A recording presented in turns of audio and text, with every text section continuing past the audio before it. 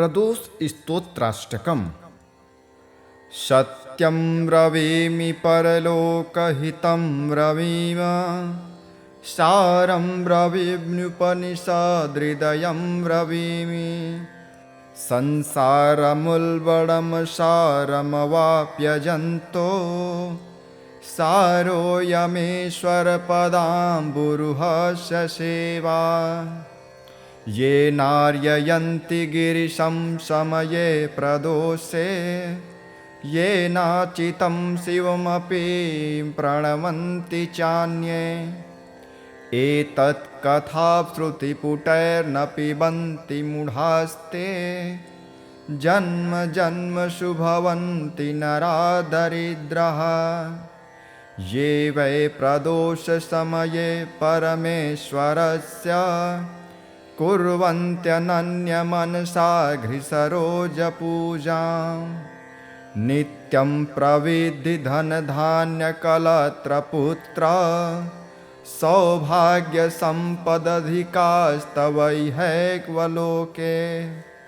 कैलासशैवभुवने त्रिजगज्जनित्रीं,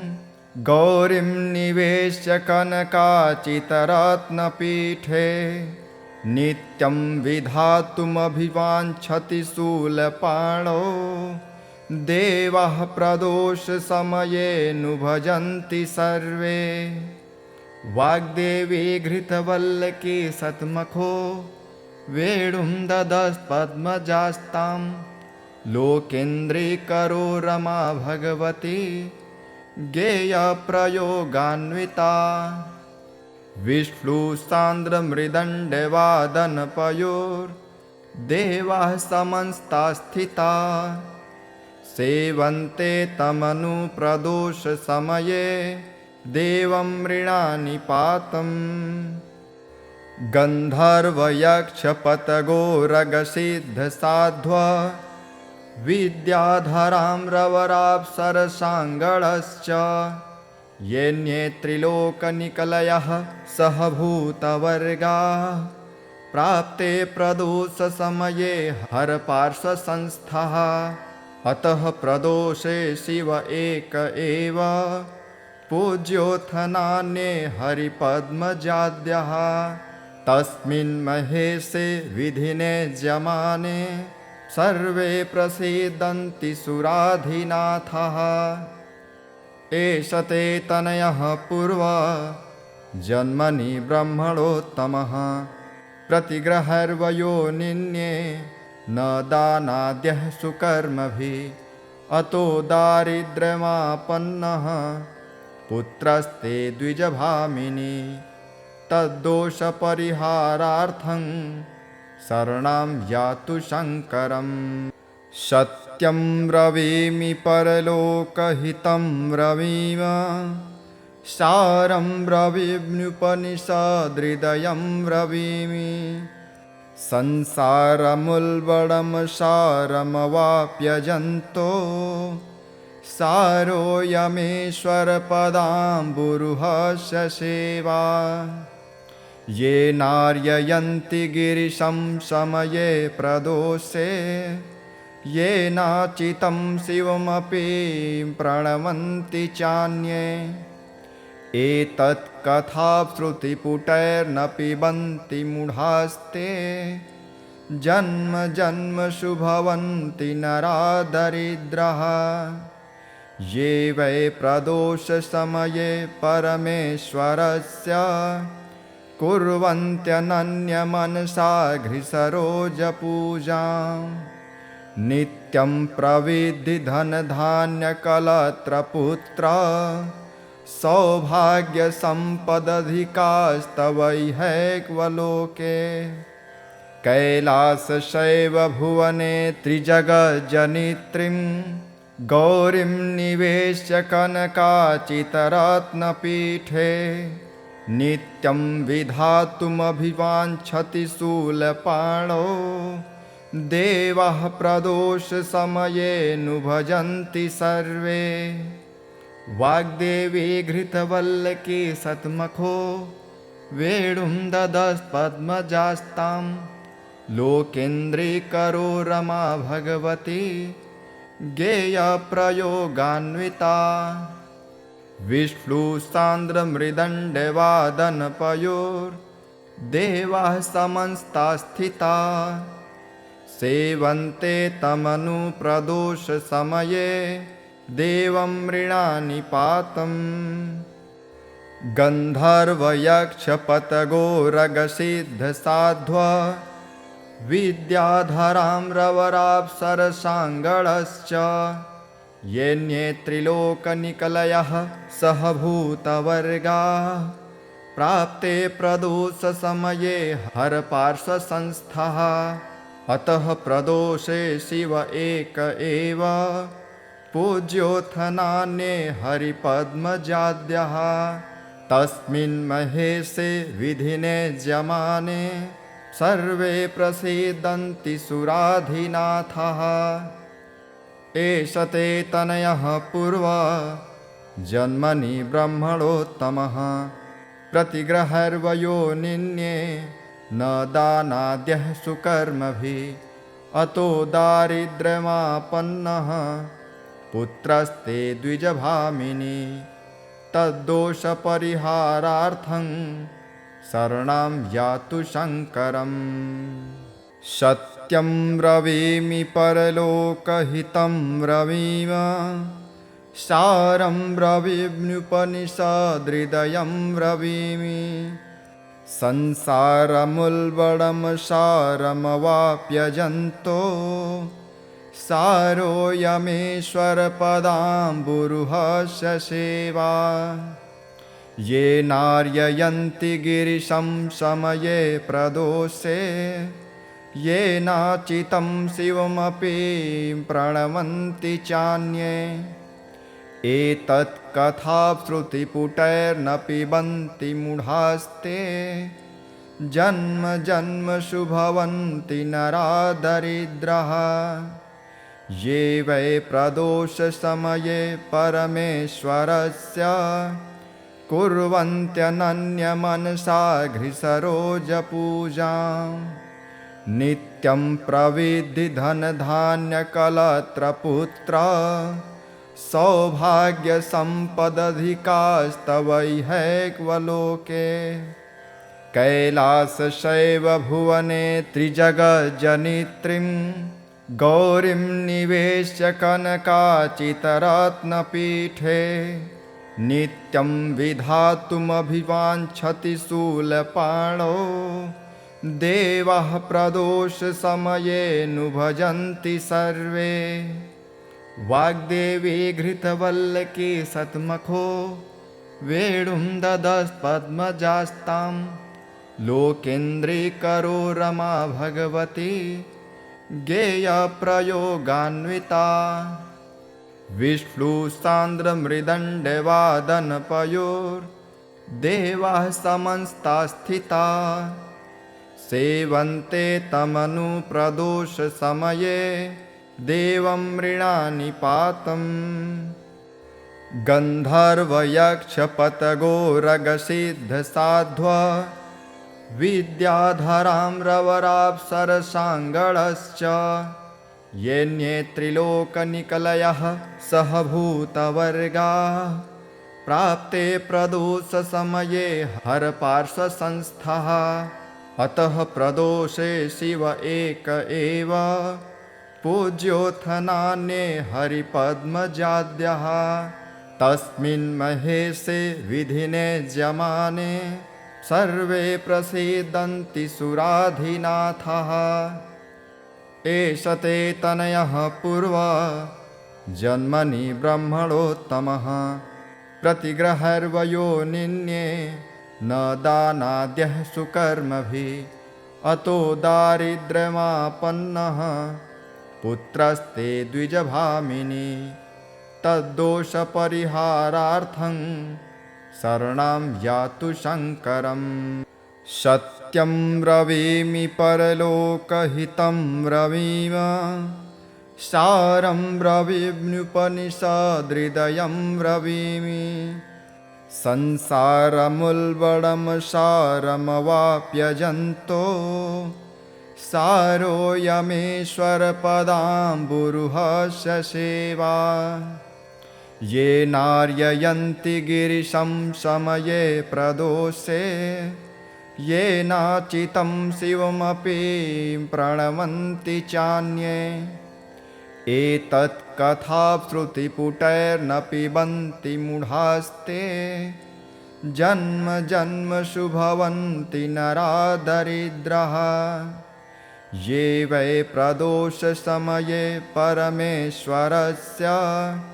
कुर्वन्त्यनन्यमनसा घ्रिसरोजपूजां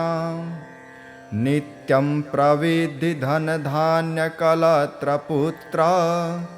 सौभाग्यसम्पदधिकास्तवैहैक्वलोके कैलासशैवभुवने त्रिजगज्जनित्रीं गौरीं निवेश्य कनकाचितरत्नपीठे नित्यं विधातुमभिवाञ्छति शूलपाणौ देवाः प्रदोषसमये नु भजन्ति सर्वे वाग्देवी घृतवल्लकी सत्मखो वेणुं ददत्पद्मजास्तां लोकेन्द्रीकरो रमा भगवती गेयप्रयोगान्विता विष्णुसान्द्रमृदण्डवादनपयोर्देवाः समन्ताः स्थिता सेवन्ते तमनुप्रदोषसमये देवं मृणानिपातम्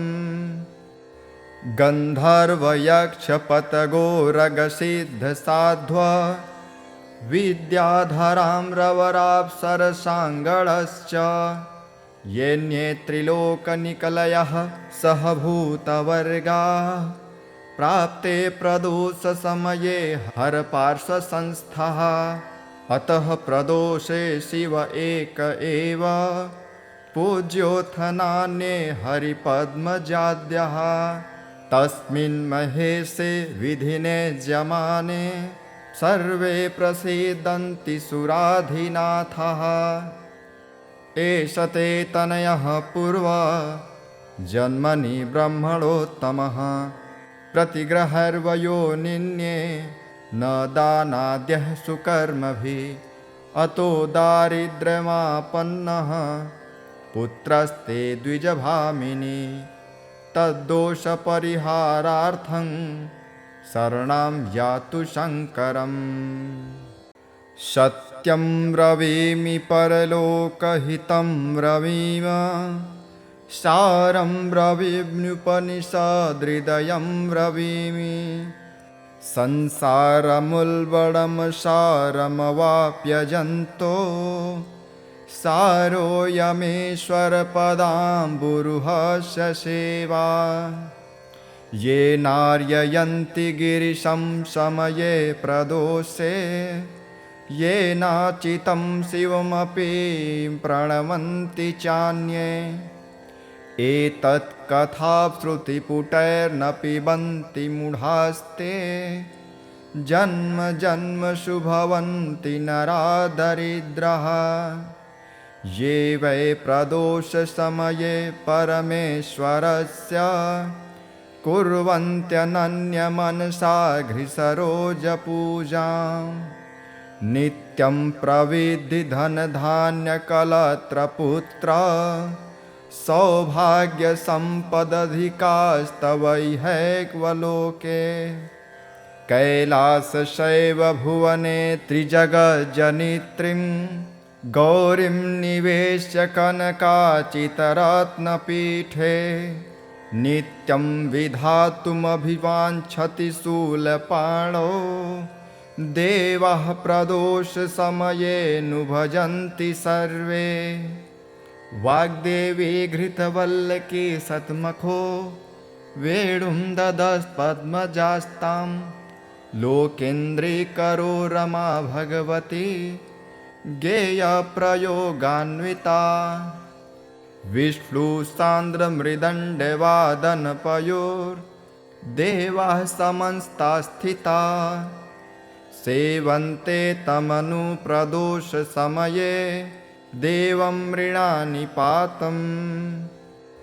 गन्धर्वयक्षपतगोरगसिद्धसाध्व विद्याधरां रवराप्सरसाङ्गळश्च येऽन्ये त्रिलोकनिकलयः सहभूतवर्गाः प्राप्ते प्रदोषसमये हरपार्श्वसंस्थः अतः प्रदोषे शिव एक एव पूज्योऽथ नान्ये हरिपद्मजाद्यः तस्मिन् महेशे विधिने जमाने सर्वे प्रसीदन्ति सुराधिनाथः एष ते तनयः पूर्वा जन्मनि ब्रह्मणोत्तमः प्रतिग्रहर्वयोनिन्ये न दानाद्यः सुकर्मभिः अतो दारिद्र्यमापन्नः पुत्रस्ते द्विजभामिनी तद्दोषपरिहारार्थं शरणं यातु शङ्करम् सत्यं ब्रवीमि परलोकहितं ब्रवीम सारं ब्रवीम्युपनिषदृदयं ब्रवीमि संसारमुल्बणं सारमवाप्यजन्तो सारोऽयमेश्वरपदाम्बुरुहस्य सेवा ये नार्ययन्ति गिरिशं समये प्रदोषे ये नाचितं शिवमपि प्रणमन्ति चान्ये एतत् कथाश्रुतिपुटैर्न पिबन्ति मूढास्ते जन्म जन्मसु भवन्ति नरा दरिद्राः ये वै प्रदोषसमये परमेश्वरस्य कुर्वन्त्यनन्यमनसा घ्रिसरोजपूजां नित्यं प्रविद्धि धनधान्यकलत्रपुत्र सौभाग्यसम्पदधिकास्तवैहैक्वलोके कैलासशैवभुवने त्रिजगज्जनित्रीं गौरीं निवेश्य कनकाचितरत्नपीठे नित्यं विधातुमभिवाञ्छति शूलपाणौ देवः प्रदोषसमये नु भजन्ति सर्वे वाग्देवी घृतवल्लकी सत्मखो वेणुं ददत्पद्मजास्तां लोकेन्द्रीकरो रमा भगवती गेयप्रयोगान्विता विष्णुसान्द्रमृदण्डवादनपयोर्देवाः समस्तास्थिता सेवन्ते तमनुप्रदोषसमये देवं मृणानि पातम् गन्धर्वयक्षपतगोरगसिद्धसाध्व विद्याधरां रवराप्सरसाङ्गळश्च येऽन्ये त्रिलोकनिकलयः सहभूतवर्गाः प्राप्ते प्रदोषसमये हरपार्श्वसंस्थः अतः प्रदोषे शिव एक एव पूज्योऽथ नान्ये हरिपद्मजाद्यः तस्मिन् महेशे विधिने जमाने सर्वे प्रसीदन्ति सुराधिनाथः एष ते तनयः पूर्वा जन्मनि ब्रह्मणोत्तमः प्रतिग्रहर्वयोनिन्ये न दानाद्यः सुकर्मभिः अतो दारिद्र्यमापन्नः पुत्रस्ते द्विजभामिनी तद्दोषपरिहारार्थं शरणं यातु शङ्करम् सत्यं ब्रवीमि परलोकहितं ब्रवीम सारं ब्रवीम्युपनिषदृदयं ब्रवीमि संसारमुल्बणं सारमवाप्यजन्तो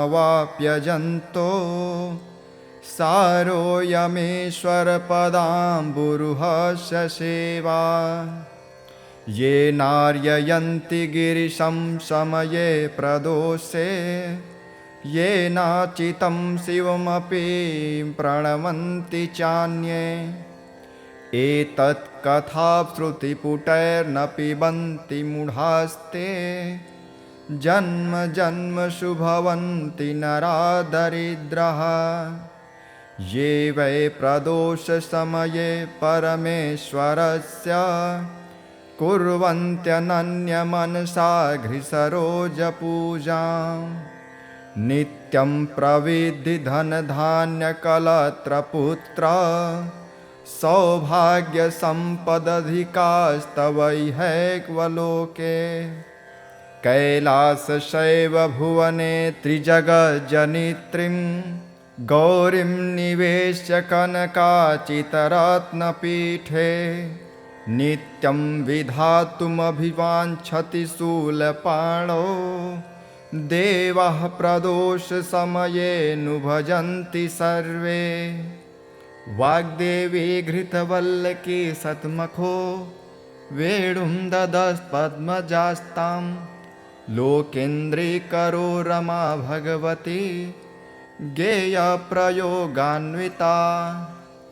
विष्णुसान्द्रमृदण्डवादनपयोर्देवाः समन्ताः स्थिताः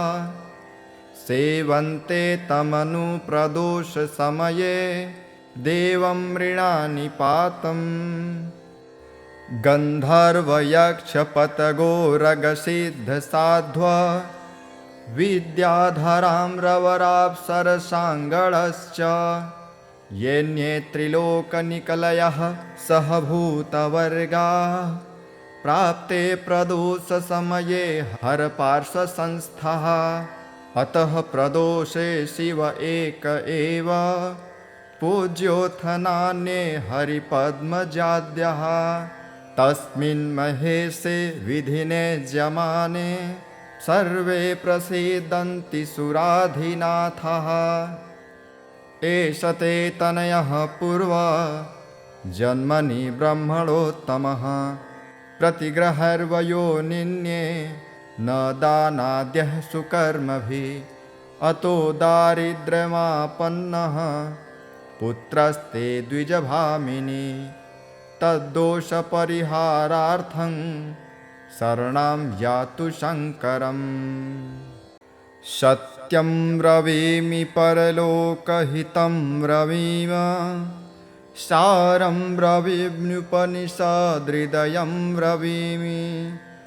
संसारमुल्बणं सारमवाप्यजन्तो सारोऽयमेश्वरपदाम्बुरुहस्य सेवा ये नार्ययन्ति गिरिशं समये प्रदोषे ये नाचितं शिवमपि प्रणवन्ति चान्ये एतत्कथाश्रुतिपुटैर्न पिबन्ति मूढास्ते जन्म जन्मसु भवन्ति नरा दरिद्राः ये वै प्रदोषसमये परमेश्वरस्य कुर्वन्त्यनन्यमनसा घ्रिसरोजपूजां नित्यं प्रविद्धि धनधान्यकलत्रपुत्र सौभाग्यसम्पदधिकास्तवैहैक्वलोके कैलासशैवभुवने त्रिजगज्जनित्रीं गौरीं निवेश्य कनकाचितरत्नपीठे नित्यं विधातुमभिवाञ्छति शूलपाणौ देवाः प्रदोषसमये भजन्ति सर्वे वाग्देवी घृतवल्लकी सत्मखो वेणुं ददत्पद्मजास्तां लोकेन्द्रीकरो रमा भगवती गेयप्रयोगान्विता विष्णुसान्द्रमृदण्डवादनपयोर्देवाः समन्ताः स्थिताः सेवन्ते तमनुप्रदोषसमये देवं मृणानिपातम् गन्धर्वयक्षपतगोरगसिद्धसाध्वा विद्याधरां रवराप्सरसाङ्गळश्च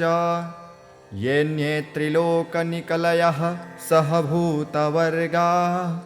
प्राप्ते प्रदोषसमये हरपार्श्वसंस्थः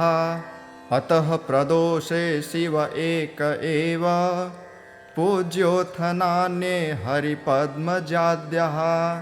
तस्मिन् महेशे विधिने जमाने सर्वे प्रसीदन्ति सुराधिनाथः एष ते तनयः पूर्वा जन्मनि ब्रह्मणोत्तमः प्रतिग्रहर्वयो निन्ये न दानाद्यः सुकर्मभिः अतो दारिद्र्यमापन्नः पुत्रस्ते द्विजभामिनी तद्दोषपरिहारार्थं शरणं यातु शङ्करम् सत्यं ब्रवीमि परलोकहितं ब्रवीम सारं ब्रवीम्युपनिषदृदयं ब्रवीमि संसारमुल्बणं सारमवाप्यजन्तो सारोऽयमेश्वरपदाम्बुरुहस्य सेवा ये नार्ययन्ति गिरिशं समये प्रदोषे ये नाचितं शिवमपि प्रणमन्ति चान्ये एतत् कथाश्रुतिपुटैर्न पिबन्ति मूढास्ते जन्म जन्मसु भवन्ति नरा दरिद्राः ये वै प्रदोषसमये परमेश्वरस्य कुर्वन्त्यनन्यमनसा घ्रिसरोजपूजां नित्यं प्रविद्धि धनधान्यकलत्रपुत्र सौभाग्यसम्पदधिकास्तवैहैक्वलोके कैलासशैवभुवने त्रिजगज्जनित्रीं गौरीं निवेश्य कनकाचितरत्नपीठे नित्यं विधातुमभिवाञ्छति शूलपाणौ देवाः प्रदोषसमये नु भजन्ति सर्वे वाग्देवी घृतवल्लकी सत्मखो वेणुं ददत्पद्मजास्तां लोकेन्द्रीकरो रमा भगवती गेयप्रयोगान्विता विष्णुसान्द्रमृदण्डवादनपयोर्देवाः समन्ताः स्थिताः सेवन्ते तमनु प्रदोषसमये देवं मृणानिपातम् गन्धर्वयक्षपतगोरगसिद्धसाध्व विद्याधरां रवराप्सरसाङ्गणश्च येऽन्ये त्रिलोकनिकलयः सहभूतवर्गाः प्राप्ते प्रदोषसमये हरपार्श्वसंस्थः अतः प्रदोषे शिव एक एव पूज्योऽथ नान्ये हरिपद्मजाद्यः तस्मिन् महेशे विधिने जमाने सर्वे प्रसीदन्ति सुराधिनाथः एष ते तनयः पूर्वा जन्मनि ब्रह्मणोत्तमः प्रतिग्रहर्वयो निन्ये न दानाद्यः सुकर्मभिः अतो दारिद्र्यमापन्नः पुत्रस्ते द्विजभामिनी तद्दोषपरिहारार्थं शरणं यातु शङ्करम् सत्यं ब्रवीमि परलोकहितं ब्रवीम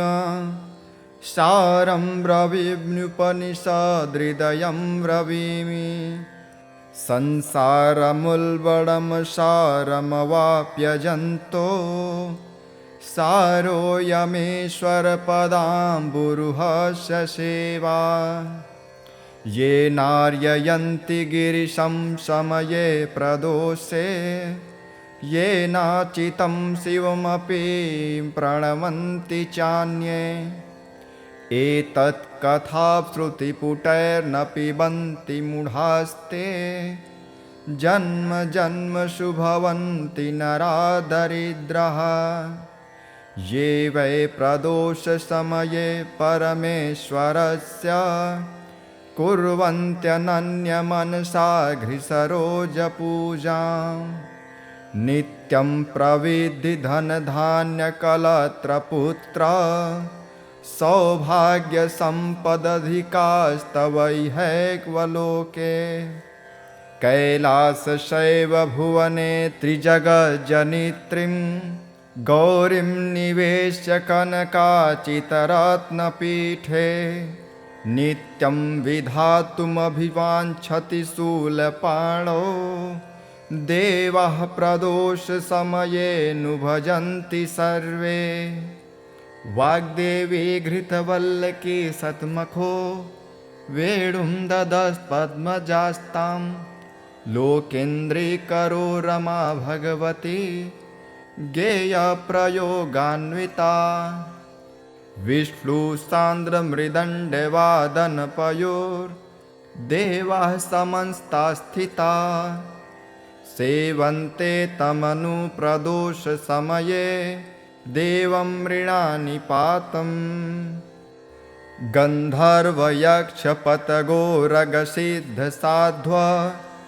विद्याधरां रवराप्सरसाङ्गणश्च येऽन्ये त्रिलोकनिकलयः सहभूतवर्गाः प्राप्ते प्रदोषसमये हरपार्श्वसंस्थः अतः प्रदोषे शिव एक एव पूज्योऽथ नान्ये हरिपद्मजाद्यः तस्मिन् महेशे विधिने ज्यमाने सर्वे प्रसीदन्ति सुराधिनाथः एष ते तनयः पूर्वा जन्मनि ब्रह्मणोत्तमः प्रतिग्रहर्वयो निन्ये न दानाद्यः सुकर्मभिः अतो दारिद्र्यमापन्नः पुत्रस्ते द्विजभामिनी तद्दोषपरिहारार्थं शरणं यातु शङ्करम् सत्यं ब्रवीमि परलोकहितं ब्रवीम सारं ब्रवीम्युपनिषदृदयं ब्रवीमि संसारमुल्बणं सारमवाप्यजन्तो सारोऽयमेश्वरपदाम्बुरुहस्य सेवा ये नार्ययन्ति गिरिशं समये प्रदोषे ये नाचितं शिवमपि प्रणवन्ति चान्ये एतत् कथाश्रुतिपुटैर्न पिबन्ति मूढास्ते जन्म जन्मसु भवन्ति नरा दरिद्राः ये वै प्रदोषसमये परमेश्वरस्य कुर्वन्त्यनन्यमनसा घ्रिसरोजपूजां नित्यं प्रविद्धि धनधान्यकलत्रपुत्र